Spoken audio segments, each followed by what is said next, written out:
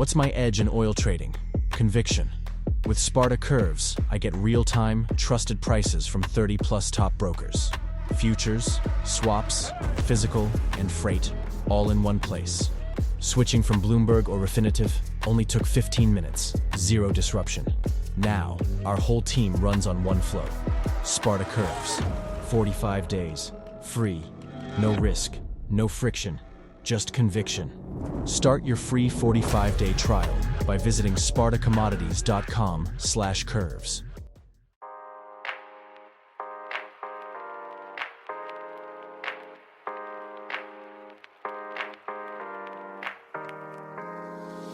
Welcome to Sparta Market Outlook, your go-to source for the latest oil market trends, insights, and strategies. In this podcast, Sparta's team of analysts and experts break down complex market information into actionable, forward-looking insights, helping you make informed decisions in a volatile market. For traders who want to anticipate future pricing trends and seize opportunities before their competition, Sparta provides real-time, actionable market intelligence. For more information about Sparta or to book a demo, visit our website at spartacommodities.com. Now over to your host, Sparta co-founder and CEO, Felipe Elink Schuurman.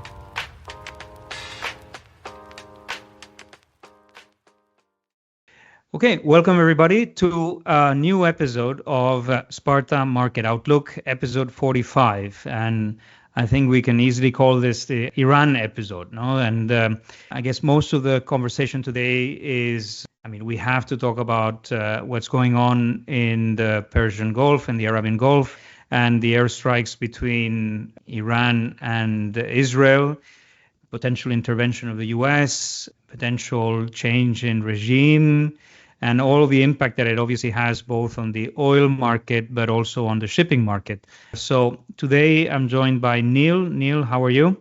Very well, thanks. And yourself? All good, thanks, all good. And we also have Michael, our freight guru. Hi, Michael, how are you?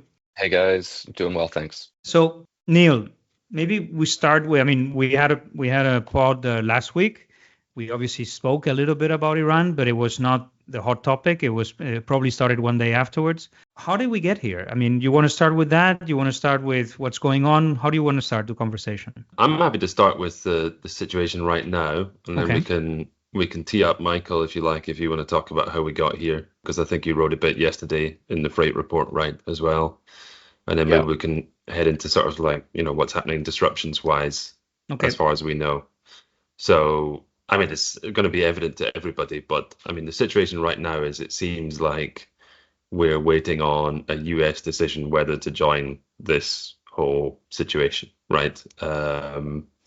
Basically, the tweets and things this morning are sounding pretty hawkish. So Trump was talking about unconditional surrender is needed. It sounds pretty unhinged in a way, but it's just whatever it is. And from the other side, Khamenei is basically talking about no surrender. And my feeling is that's basically the situation, right? We're basically just on hold until we know what the next phase is, whether the US joins these strikes or not. Is that a fair assessment? I think that could mean the next leg of certainty, which then creates its own uncertainty.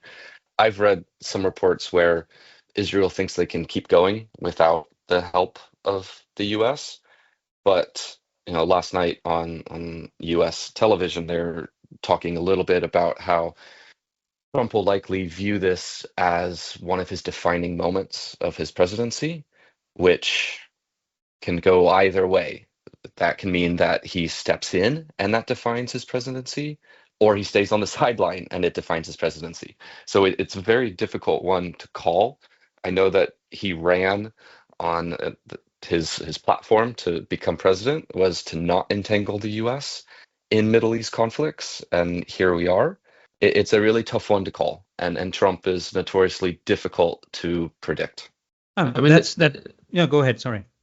No, just one thing to add though, just something I saw recently, this German Chancellor Merz was essentially supportive sounding as well. He basically said Israel is doing the dirty work of the West in a way, which might give Trump a bit of fuel to get stuck in type thing. And the other thing is that Trump kind of needs a win, right? Because he's not had a proper win yet in his presidency, let's say. I think that's probably fair to say. I mean, I was speaking to an Israeli friend of mine, and who is not necessarily a pro Netanyahu fan, or he's not a big Netanyahu fan, but the question here, whether the intervention of Israel, was it a military intervention, meaning that it was strategically, it was the right moment.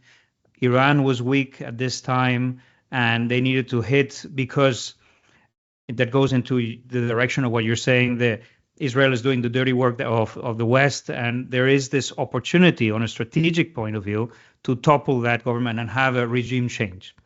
Now, the other potential is this political move, meaning that they want to divert the attention. Bibi Netanyahu wants to divert the attention from what's happening in Gaza, and the best way to remove the target from your back is to actually get a new target, and a new enemy that rallies the whole country.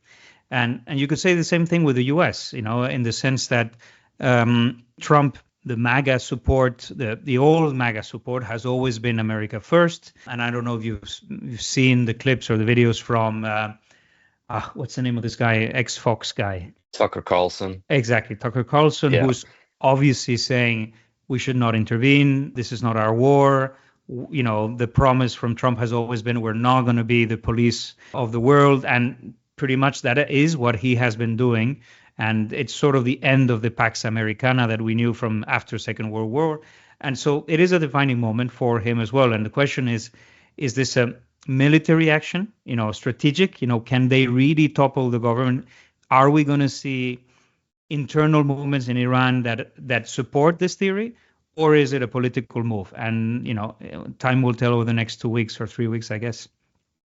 That's a nice point for you to jump in, maybe, Michael. I mean, I don't know about you. I mean, it's not like this is a new statement, but it has been very impressive, like the last few months, if you like, the way that Israel has weakened Iran strategically. And maybe that's a segue for you to sort of bring us up to speed as to how we got to this state. Yeah, thanks. I just found it quite interesting how over the, call it, last year, Israel has put themselves in a position to take these decisive blows on Iran. What they've done is they've looked at how Iran has defended themselves, and it's generally via proxies. So Hamas in Gaza, Hezbollah in Lebanon, Assad in the Syrian country and Assad regime, and not so much in actual physical ground-to-air missile defenses and other strategic sites like that in Iran. And over the last year, due to all the fighting in Gaza and the fighting in Lebanon and the toppling of the Assad regime in Syria, it has basically created this corridor that Israel can continuously use and more effectively use to target Iran. And because Iran has used proxies as a general attack deterrence, with those proxies somewhat neutered, this has allowed what's happened over the last week. And it's just been really interesting to look back at how all of this has unfolded. And if Hamas had not attacked Israel back a year and a half ago in October, I don't think that we would be here, because Hamas wouldn't be in the state that it's in currently. So it's a confluence of events where, as both of you rightly say, Israel is doing a lot of the dirty work for the entire world right now. And if we use Israel's attacks on the proxies as an indication for how they'll attack and continue to attack Iran, they haven't really stopped until their proxies have been completely, put down. So we could be in for a protracted engagement. No, obviously, if you think, if I unpack what you're saying, is they were attacked for the X time, okay, and again, we're not here to pick a side, they were attacked. That's a fact. They were attacked. The why, that every listener can have their opinion. No, their first reaction was to defend themselves and then to attack in Gaza so that it doesn't happen again. There's this thought process of saying this cannot keep happening all the time. So let's eradicate the enemy from Gaza. And then there's the next step is, okay, we've weakened the defenses of the real supporter here. Let's attack that supporter and let's kill the disease from the beginning, if you want. I don't know what the expression is, but you see what I mean. And the rhetoric makes sense. Again, I want to know, and this is the conversation that I had, is this the IDF that orchestrated this and said to Bibi Netanyahu, hey, this is the right time, we should do it, or was it more a political maneuver? Time will tell, but the storyline makes sense. I can see that for sure. And it makes sense just from the kind of logical perspective of, if not now, then when? Because now they basically have all the superiority they would ever need, right? They've got total air domination over Iranian airspace. The regime is massively weakened in many different fronts, basically. So it's just I think that's why so many people are now discussing internally, is this the point for a regime change? Because it's kind of, if you wanted this is the most advantageous position you'll ever have, basically. And also prior to them having a bomb. Yeah. And let's not forget that in this kind of history tells us that in this kind of scenarios, it's not just in order for this to happen, it needs to come from inside. So it's not just, you've probably seen the pictures of a couple of ladies taking out their, how do you call this, the hijab, but that's not enough. You need to have an internal revolution, and people saying, okay, this is the right time as well internally. Now, again, when the country is being attacked, you can have this kind of attitude, or you can have a more nationalist or pride kind of attitude saying, hey, we're being attacked by the enemy. Let's see how that unfolds, because I think that we're talking about they're doing our dirty work for the West, but the reality is that it needs to come from within. Otherwise, you may win and have a regime change, but it doesn't last for long, and then you're back into a sort of a new dictator, if you want. Yeah, and that's what Israel doesn't want. They don't want to set back Iran 6 months or 12 months. They want to put this to bed. So yeah, what does this mean for us? Maybe we pull this along by saying, okay, it could be a protracted conflict, right? Weeks long, potentially months long, which also goes in the direction you were saying, Felipe, because it's an internal and external force to get regime change, which means the risk of disrupting oil and gas assets becomes quite high when the thing is protracted in length. I know it's a good time maybe to talk to you, Michael, about what disruptions there actually have been. So there's two pieces of news that stand out. There was a collision and ships on fire in the Persian Gulf, right? Possibly related to whatever it was, signal jamming. So that looked a lot less like a direct attack and more like a tangential effect of the war. So with the area of the Strait of Hormuz being so narrow, and with there being so much radar jamming and the like in the area, it just looked like the two tankers collided, which is a real shame, but it also is foreboding towards what can happen in the area, even if it's not a direct attack. So even if shipping and oil is not directly targeted, we can still have incidents like these piling up, unfortunately. Yeah. And with that, Middle East Gulf rates, both on the CPP side and the DPP side, have skyrocketed. So we've seen VLCCs jump up 25 world scale points. We've seen your MRs jump up 125 and your LRs jump up almost 80 points just over the last week. And you can kind of throw fundamental analysis for freight out the window in situations like this, because the supply has not changed. It's totally risk premium and uncertainty, and the typical wait and see approach of the ship owners. And except for a rush of putting vessels on subs at the very end of last week, so charters were just trying to get vessels at lower rates. After that finished on Friday, there has not been very much fixing activity this week. Just rates have been skyrocketing higher. What was the other story that you had, Neil? Well, the other story was just, a more minor one, but QE, Qatar Energy, were basically idling, I think, some of their gas tankers outside the strait, just in response to this thing. I mean, there's obviously a lot of hesitancy. Is it And you just said there's not really been much fixing, Michael. Yeah. So what does that realistically mean? Does that mean, for example, that flows are already going to be disrupted because of that, or is it just we'll get a flurry of fixtures in a few in a few days when there's a bit more certainty? Once we get a bit more certainty, and once I think the West starts to put in a plan in place to keep oil flowing and keep the Strait open and keep the Persian Gulf safe or safer, then I think we start seeing a slow return to normal business. Now, vessels waiting, say, outside on the east side of the Strait of Hormuz could in part be because they want, in simple terms, to up their insurance. So in scenarios like this, your insurance that covers normal war risk premium is kind of out the window. And just like if you were to add an addition onto the house or a change in the floodplains or something like that, you also have to change and update your insurance. And that doesn't happen overnight either. So there are these type of delays that happen when conflicts like this happen, and it's definitely not always just because of some direct targeted military event. Yeah. Just to recap, so on any disruption on the supply side that you've seen? So not yet. Not yet. I've not. And that is both on the supply of vessels and on the supply of product. Neil, Okay. any comment further on the supply of product? No, I think there's been the obvious one. There was missiles that hit, I think, pipelines around the Israeli Haifa refinery. So that's one. That's 200 kbd offline already, which is not nothing. And it's, I guess, another reminder that it doesn't take a lot to take these assets out. And apart from that, there's been natural gas fields that have been hit, also in Iran. So, I mean, it's limited so far, but it's obviously, as I just said, it's very easy to take this stuff out. Yeah.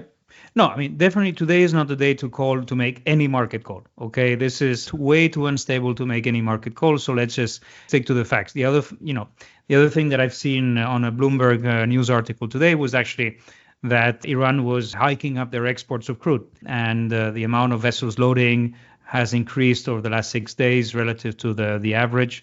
So it's a bit of a mixed bag, So, but so far. I like your comment. It's a reminder of how easily these assets can come out of play. That's something to remember now. This can end up with nothing going on in terms of supply disruption, maybe in a week time, or it can be quite catastrophic. We don't know that yet. No, that's for sure. I was going to say, let's game that out a little bit, because in regards to supply, we can talk some about the potential disruption of Iranian crude flows and the impact there.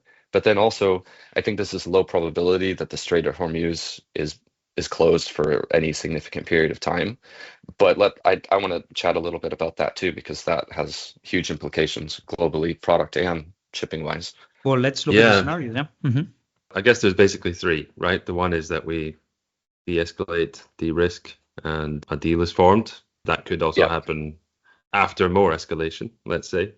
And then there's, the biggest disruption, which is Hormuz closure. And we can maybe talk about how, it's quite tail end. It's still considered a low likelihood scenario by the market, I would say. And also in pricing, obviously. But it has a huge implication. And then there's a large range of scenarios in between. But one could just be that Iranian oil flows are more limited or fully shut off, for example. So let's take Hormuz. It's definitely the worst case. Of the relevant crude and products flows, there's something like 15 million barrels a day of crude that flows through there. And I think products is about 5 or 6. So, it's such big numbers, it doesn't even matter. If that gets disrupted, it's, obviously ridiculous. The one thing that I would say, in which we've been writing to clients, is that it's probably, oddly enough, worse. There's a bigger potential for disruption on products than there is for crude, despite the volumes. So it becomes a game of diverting flows, and the Saudis and UAE, and to a certain extent Iran, have been planning for this scenario for quite some time. So there is quite a lot of pipeline capacity that can divert crude around Hormuz. There's the East-West pipeline in Saudi, and there's other pipelines in UAE. And so then that quite reduces the damage, let's say, should the strait be closed. And it brings down the problem to, let's say, a couple million barrels a day instead of 10 or 15, potentially. Okay. But everything has to go right in the diversion. And of course, it takes time to get crude from east to west. And, part of it is repurposing NGL's pipelines and all kinds of stuff. So it's not an immediate, flicking the switch. And there's also no guarantee that this infrastructure will remain intact in a wider conflict. So that's one thing. And then on products, there isn't really that kind of diversion, right? So you're talking about if you close the strait, it's basically, as far as I really can see, it just means that you shut off the flow of products pretty much straight away, and you rely on the rest of the world to run harder to try and make up. That's the basic lay of the land, and there's a bunch of scenarios in between. There could be a partial closure, or I guess what I was kind of thinking, if something like this were to happen, I feel like it's a low probability that the strait is closed for any significant period of time, just because it feels like the West would be quite heavy-handed in this type of scenario. So if this were to play out, I almost view it a little bit like when the Panama Canal gets heavily congested, or there's a series of droughts, and you can only move so many ships through this narrow passageway per day. I would envision something like escorts, like the Western militaries are escorting vessels through the straits, or only allowing a certain number of vessels to move through at a certain time for logistical safety purposes or military purposes. So instead of having however many, 10 vessels per day transiting, you then have 5. That's kind of how I envision this scenario playing out if it were to come to the point where the West needed to step in.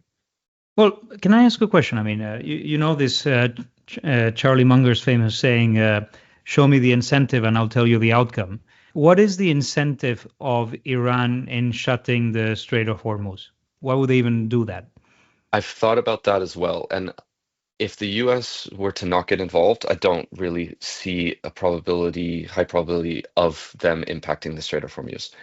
If the US and the West were to get actively involved, it's a tough one, because what you say, that there's no good answer for it, because if Iran were to do something there, it would also upset all of their neighboring Middle Eastern countries as well. Yeah. So and let's not forget that in the past, whenever there was a conflict between Israel and Gaza, Saudi and all the GCC countries were much more supportive of the Muslim cause, if you want. Right now, and it was more of a religious brotherhood. Now it's much more of a economic, political kind of decision-making process. So it's a very different stance that they have right now relative to the Gaza-Israel conflict. So if Iran decides to, they're already in the defensive mode relative to Iran already, So I just don't see that. I cannot see why Iran would even shut down. And first of all, they're already exporting more, I guess, to finance the war. I don't know why exactly they would be exporting more, but I just don't see the incentive for Iran to shut down, frankly. I mean, one of the ones that's being talked about is just the fact that they're already in kind of a lose-lose situation. So shutting the strait would ensure that everybody is losing, not just them, type thing. So it becomes a kind of spite type plastic scenario. Sort of kill switch with your finger or something. Yeah. Well, yeah. I mean, again, I'm not in that case. That doesn't sound like a very sound strategy. And then I would join Michael's camp of, well, it's going to be a kind of a canal situation where it's disrupted for X amount of days and then things go back to normal. I mean, that's my point. I think it's more, what I'm more concerned about is in this new environment where, again, I go back to this, I'm going to get a bit deeper into the conversation, the geopolitical conversation, but Trump made the case of this is the end of Pax Americana. We want to end the abuses of the IMF, of the UN, of all these situations. We want to go back to a different kind of world where, honestly, it's a bit whoever is the strongest survives, more or less, okay? It's not about we have a group of people and we want the best for the world. It's more like, hey, everyone on their own, and we're not the policemen of the world, and you survive with your own means, etc.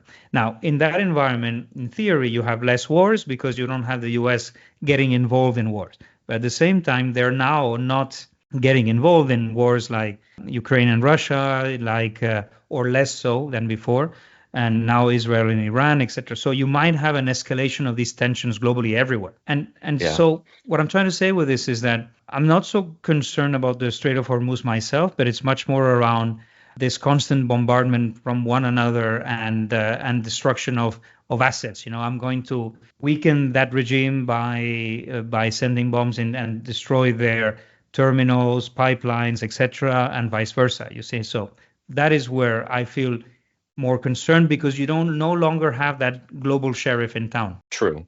Then with that, Neil, you want to talk a little bit about if the Iranian crude flows are disrupted? Just Yeah, I the think- impact on that could have on Chinese deliveries?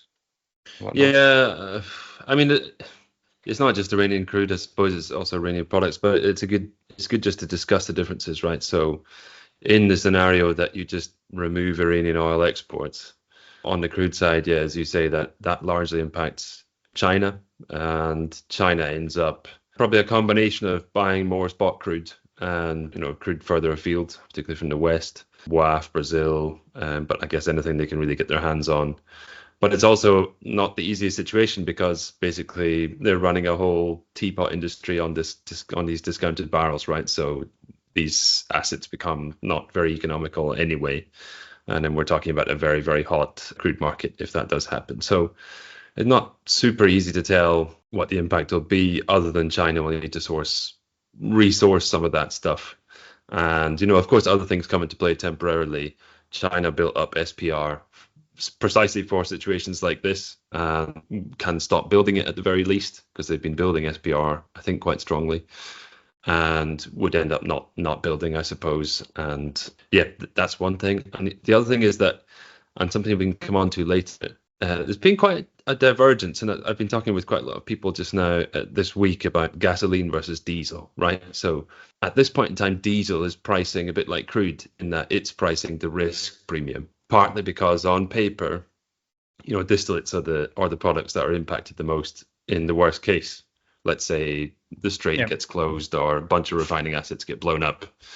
But actually, the thing is that Iranian fuel exports are kind of more focused on light ends, LPG, naphtha. They also export a lot of condensate, and they export not very many distillates and a bit of fuel oil. So if you just remove Iranian product exports, it becomes a light end story.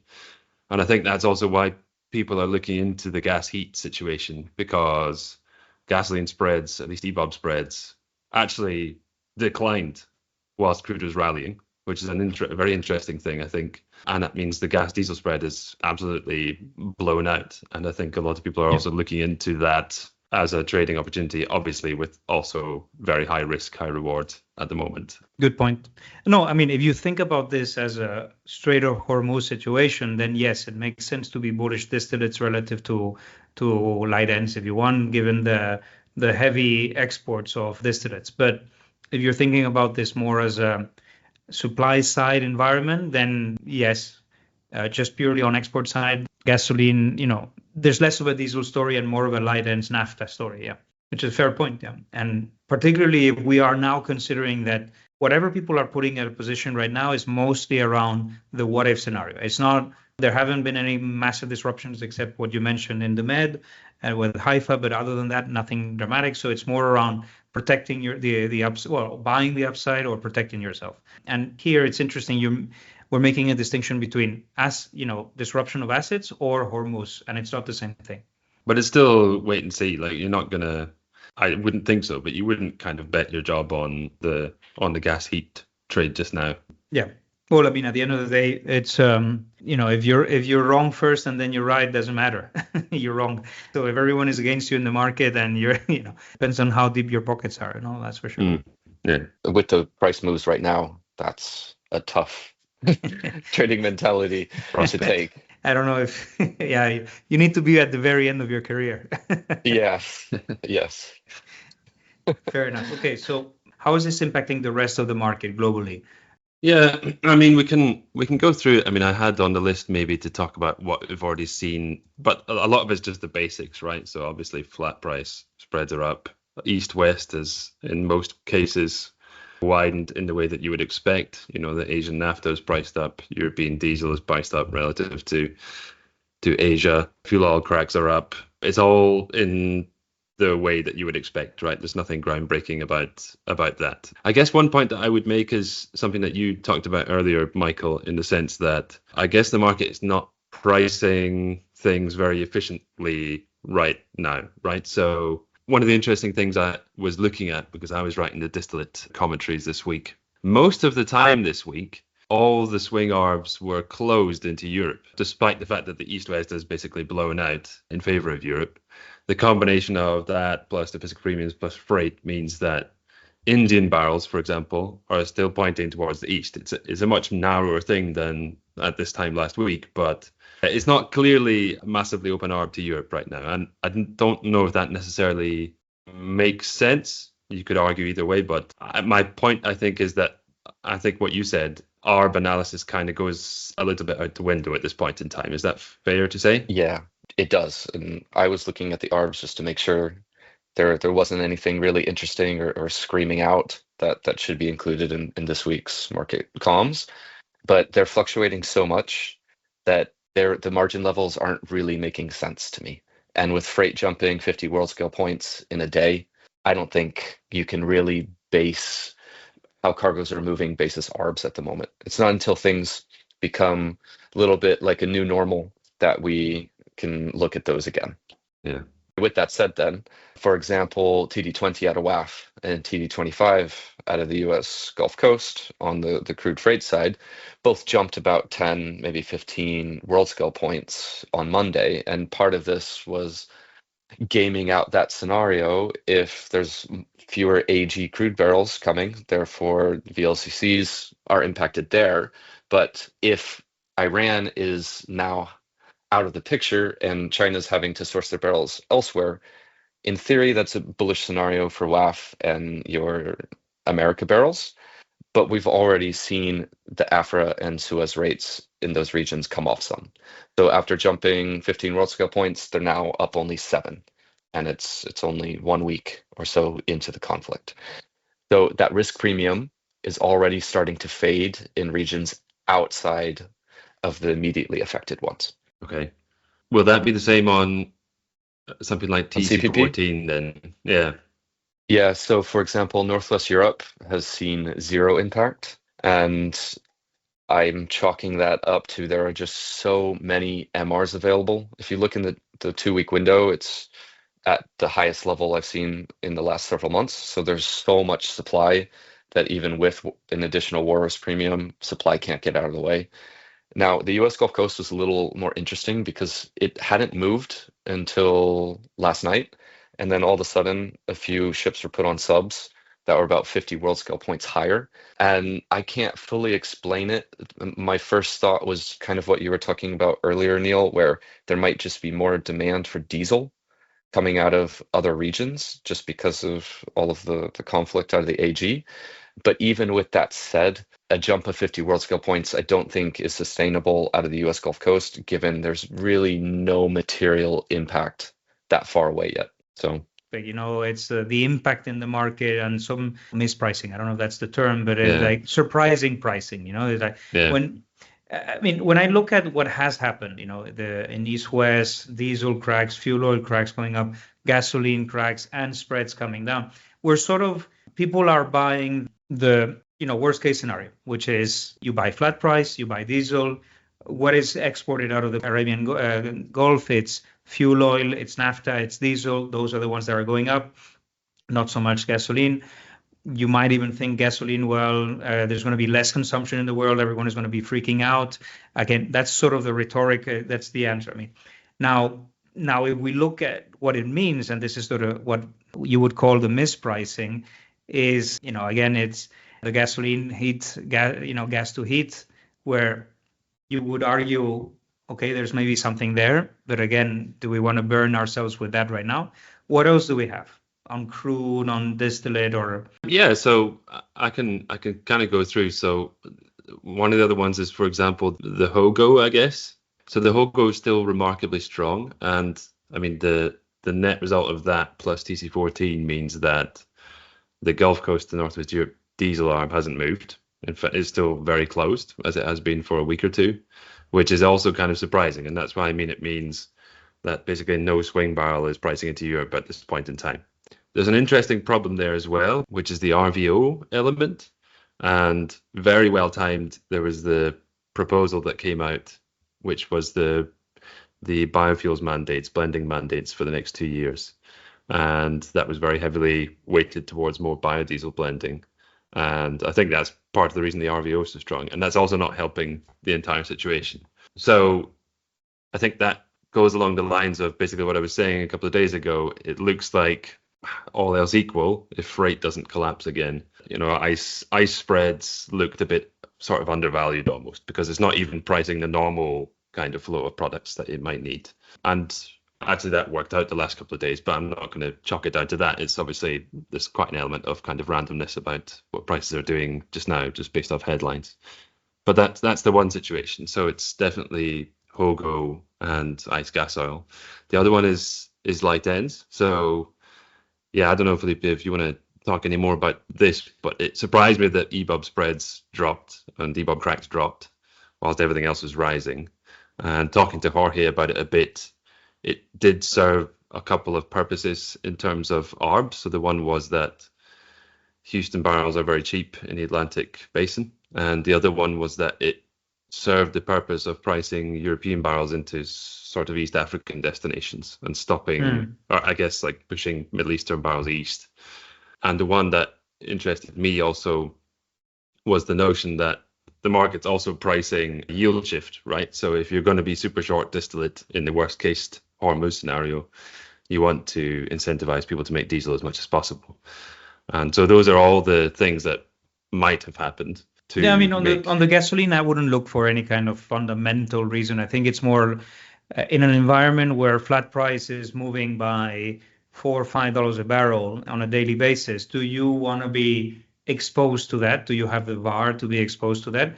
So you end up looking at buying the most bullish market, crude, distillate, fuel oil, in more or less that order, and you short whatever you think is the least affected, and in this case is probably going to be gasoline. So just by that, you end up with many people that are selling gasoline, not because they want to be short gasoline, they want to be short something against something else. So that has an effect on cracks, that has an effect on spreads. Spreads is the one that you will be surprised the most. Cracks, I'm not that surprised. You want to buy crude, and I see gasoline as the weaker leg, so I short gasoline.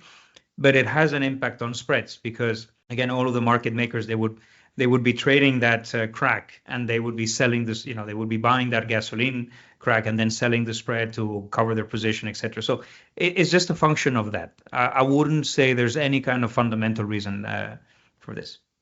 Okay. But it would serve a nice fundamental, let's say, it would work if the distillate flow was massively impacted, but of course it's not yet, so it doesn't make sense, so to speak. Not at this point in time. Yeah, correct. I mean, that's hence what I was saying before, that ultimately it's very tempting to say, well, you know what, let's buy that gasoline diesel spread, but again, timing is of essence. Yeah. So can we talk a little bit about, can we game out a little bit, maybe longer term, if Iran is back at the negotiating table and a deal is reached, and or regime change, and or then sanctions are taken off? Who knows if all of that happens, but can we talk a little bit about the impact there, where if a deal is reached and then some of the sanctions are removed, how that would impact oil and shipping markets? Go ahead. Well, then Neil, jump in on the oil side if you have any insights. But on the shipping side, I was just trying to again game this out in my head this week. Let's say that they're brought back to the negotiating table and they're no longer enriching uranium. Then the West starts to systematically remove sanctions. From a shipping perspective, this would start to decrease the need for the so-called dark fleet, of which there are 100 or close to 200 vessels doing current dark fleet business. My thinking on this, of course, your Middle East Gulf rates would drop 100 world scale points back to the normal trading range just because of the war risk premium fading. But with the dark fleet use no longer needed, we should start to see further employment and therefore higher ton mile of the overall international fleet, which would be a net bullish impact for freight. I was just trying to think, and I don't have as much insight on this, like how the oil flows then might change. Would fewer Iranian barrels go to China? Because when I was looking at a graph of, 10 or so years ago when Iran wasn't so heavily sanctioned, not 90% of the barrels went to China. They also went to, correct me if I'm wrong here, but Turkey, Indonesia, and whatnot. And I know that these other countries, they would much prefer to be taking non-dark fleet vessels just in regards to the safety of their ports and general international standards. Thoughts on that, Neil? Well, I would probably agree that if sanctions are dropped, then Iranian oil goes to more than one place. I'm not sure if it necessarily means it will go to European destinations immediately, but yeah, it could reach more Asian destinations. That's maybe one. I would say there's quite a rule of thumb in terms of if sanctions were dropped on Iran, you get probably another 500 kbd of crude exports, supply and exports. Okay. So that's one thing, which is obviously bearish. And you have all this crude actually hitting the legitimate kind of spot market as well. So also bearish. I don't really have any other thoughts apart from that. I mean, it's, yeah, from a destination point of view, yeah, I don't know if I can say much more. It makes sense what you say, but for ton miles, I'm not sure if there's a huge difference overall. Yeah. Ton mile for the international fleet would change. But if you were to say all of a sudden the dark fleet just becomes the international fleet, then ton mile wouldn't change very much just because instead of some Chinese destinations, you then go Indo or something like that. Not a huge difference. But I think if you were to remove 100 ships from the overall fleet, that could have a bullish net impact once the dust settles. Yeah, it's a good time just to talk about crude quickly. So the one thing is, and the one to watch, I suppose, is just Brent versus Dubai. So I'm not quite sure why it is. Maybe you guys have more insight than me, but whenever there's a geopolitical spike, let's say, it's always Brent that gains. Maybe it's just because people look for liquidity. Yeah. No, it's always the same. At least at my time, you would buy the future. You buy the future, or you buy the most liquid, the go-to product that you want, particularly if you are hedging or you want to have a flat price exposure. You want to go for the most liquid product. So it tends to happen. It doesn't last very long. And then there's whenever we start getting a bit more visibility into what really can happen, then the fundamentals start playing again.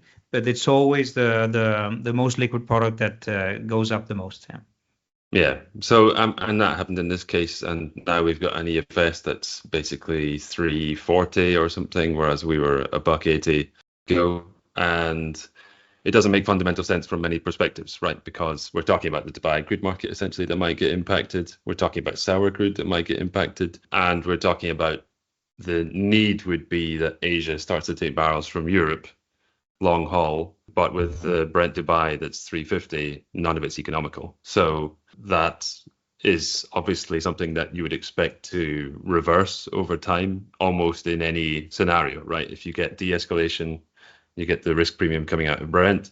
If you get escalation and real disruption, you need Dubai to price up because Dubai will tighten and you need to price in Brent-linked crude. But it's just a question of timing. Like it's not something that you can really short just now because it's all headline driven anyway. But that's definitely something that will revert at some stage. And the next thing just becomes two more things maybe.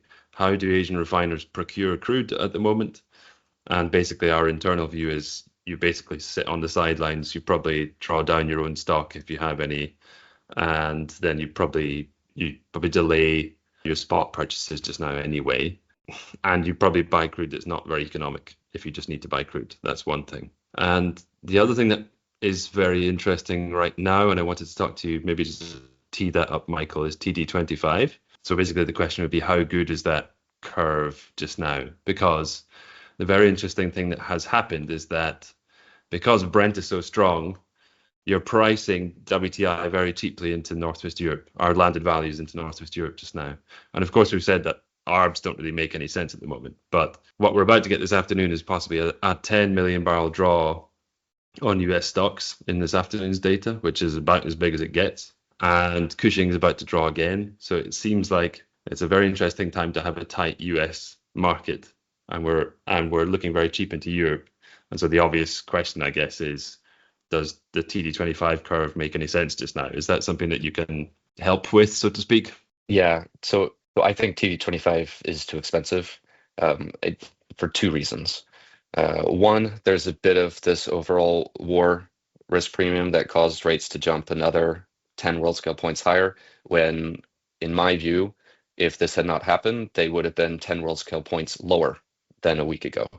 And what's driving that is Afras in the US Gulf Coast are too expensive relative to Suezmaxes and Vs out of the US Gulf Coast.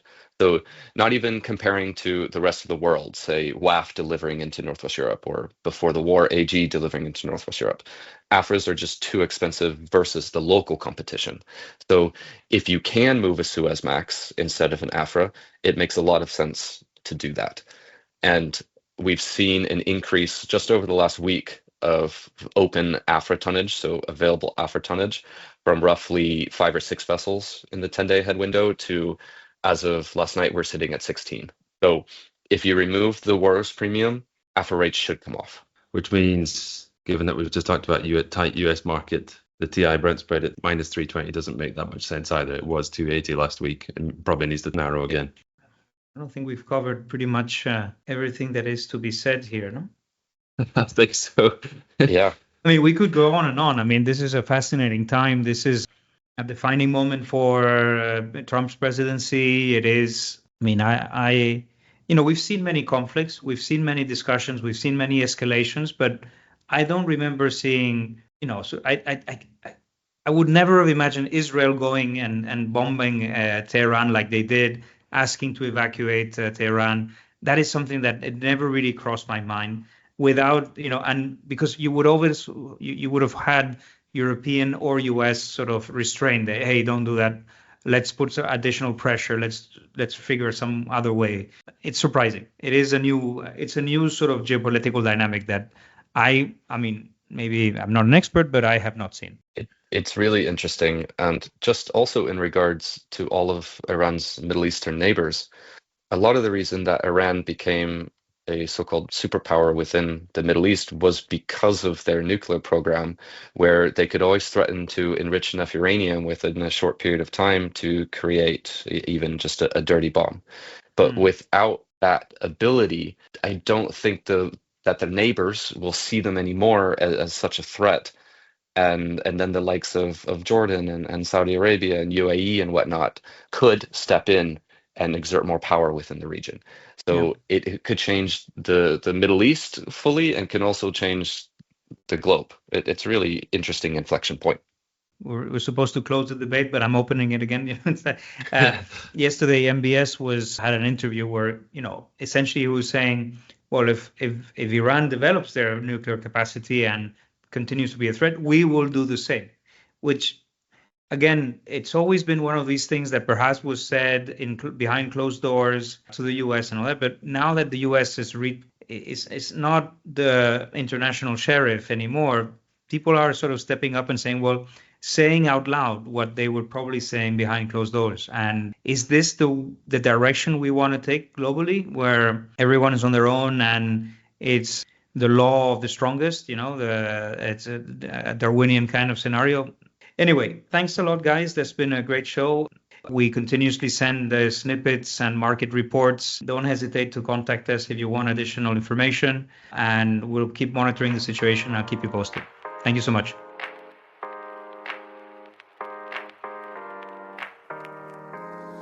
Thank you for listening, and we hope you enjoyed the podcast. For more information about Sparta or to book a demo, visit our website at spartacommodities.com.